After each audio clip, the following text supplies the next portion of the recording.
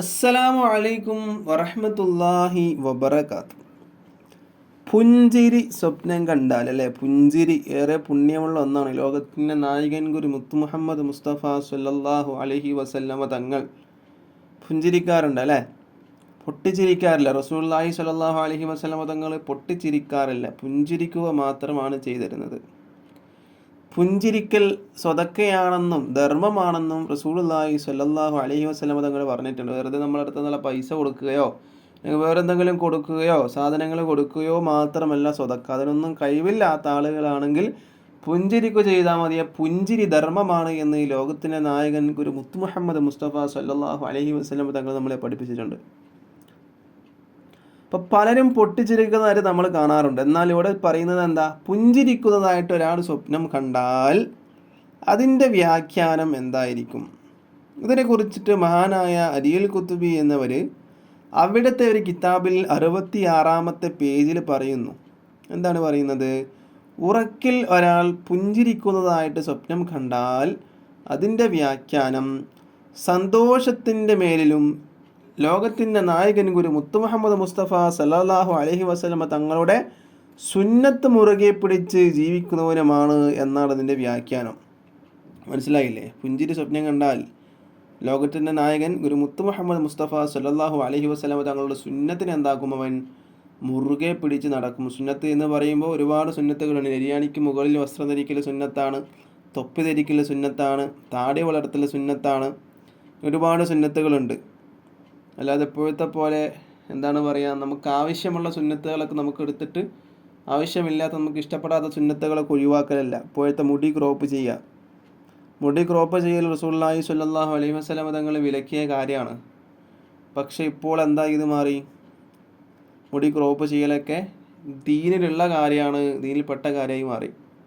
ഇപ്പോൾ ഞാൻ ജോലി ചെയ്യുന്ന മദ്രസയിൽ ഒരു കുട്ടി മുടി ക്രോപ്പ് ചെയ്ത് വന്നു. ആ കുട്ടി മുടി വളർത്തിയ ശേഷം ഞാൻ പറഞ്ഞിട്ടുണ്ടായിരുന്നു മുടി മുറിക്കാനായിട്ടുണ്ട്.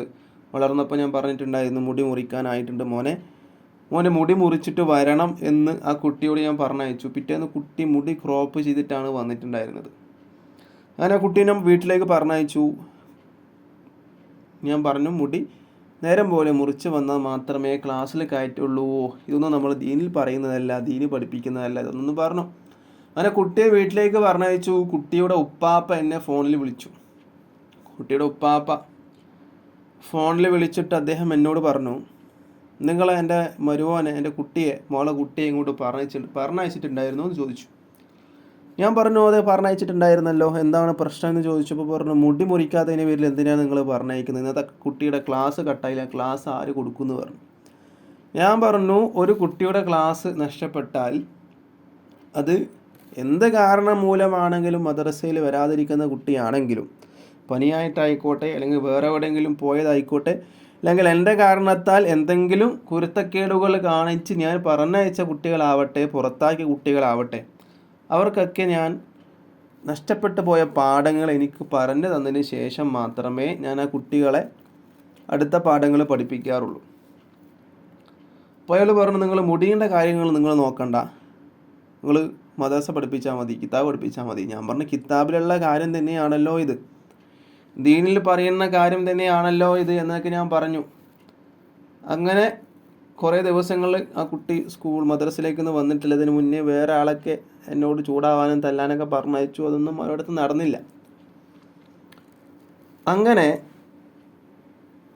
കുട്ടിയുടെ ഉമ്മ 2 ദിവസം മുന്നേ കാണാൻ വന്നു, കുട്ടിയും കൂട്ടിയിട്ട് വന്നു. എങ്ങനെയാണ് എന്നൊക്കെ പറഞ്ഞിട്ട് എന്നോട് പറഞ്ഞു. എന്നോട് പറഞ്ഞു ഉസ്താദ് ഈ മുടിക്കെന്താ കുഴപ്പമുള്ളത്? ഒരു പ്രശ്നവും കാര്യങ്ങളൊന്നും ഇല്ലല്ലോ, ക്ലാസ്സിൽ കയറ്റിക്കൂടെ? നബി മുടി വളർത്തിയിട്ടില്ലേ എന്ന് ആ സ്ത്രീ എന്നോട് പറഞ്ഞു. ഞാൻ സ്ത്രീയോട് പറഞ്ഞു നബി മുടി വളർത്തിയിട്ടുണ്ട്, പക്ഷെ നബി മുടി ക്രോപ്പ് ചെയ്തിട്ടില്ല. ഇങ്ങനെയുള്ള അവസ്ഥയിൽ കുട്ടിയെ ക്ലാസ്സിൽ കയറ്റാൻ പറ്റില്ല. പൊതുപരീക്ഷയുടെ കുട്ടിയാണ്. ഞാൻ പറഞ്ഞു 40 ദിവസം മാത്രമേ പൊതുപരീക്ഷയ്ക്ക് ബാക്കിയുള്ളൂ, അതുകൊണ്ട് മുടി ക്ലിയർ ചെയ്തിട്ട് നിങ്ങൾ മദ്രസയിൽ വന്നോളൂ എന്ന് ഞാൻ രക്ഷിതാവിനോട് പറഞ്ഞു. രക്ഷിതാവ് പറയണേ ബാക്കി എല്ലാ കാര്യങ്ങളും നോക്കലുണ്ട് ഉസ്താദ്, അപ്പോൾ മുടി ഇപ്പോൾ എല്ലാ കുട്ടികളും ഇപ്പോൾ ഇങ്ങനെയെല്ലാം മുറിക്കുന്നത്, അപ്പോൾ നോക്കിയിട്ട് എന്താ കാര്യം എന്നുള്ളത്. അപ്പോൾ നമ്മളാണ് ഓരോ സുന്നത്തിനെയും നമ്മുടെ ദീനുള്ള കാര്യങ്ങളെയും നമ്മളാണ് ഇല്ലാതാക്കുന്നത്. നമ്മൾ കുട്ടികൾക്ക് പഠിപ്പിച്ചു കൊടുക്കുകയും ചെയ്യുകയാണ് അതൊക്കെ. അപ്പോൾ നമ്മളെന്താക്കണം, കാര്യമായിട്ട് ശ്രദ്ധിക്കണം. അപ്പോൾ പുഞ്ചിരി സ്വപ്നം കണ്ടാൽ അതിൻ്റെ വ്യാഖ്യാനമായിട്ട് പറയുന്നത് സന്തോഷത്തിന് മേലും അവനിക്ക് സന്തോഷം ഉണ്ടാകും, പിന്നെയോ നബിയുടെ സുന്നത്ത് മുറുകെ പിടിക്കുന്നവനുമാണ് എന്നാണ് ഇതിൻ്റെ വ്യാഖ്യാനമായിട്ട് മഹാനായ മുഹമ്മദ് അലി ഖുതൂബി എന്നവർ നമ്മൾ പഠിപ്പിക്കുന്നത്. അപ്പോൾ വീഡിയോ ഇഷ്ടപ്പെട്ട ലൈക്ക് ചെയ്യുക, ഷെയർ ചെയ്യുക, ഇതുപോലത്തെ വീഡിയോസിന് വേണ്ടി ചാനൽ സബ്സ്ക്രൈബ് ചെയ്യുക. അസ്സലാമു അലൈക്കും വറഹ്മത്തുള്ളാഹി വബറകാതുഹു.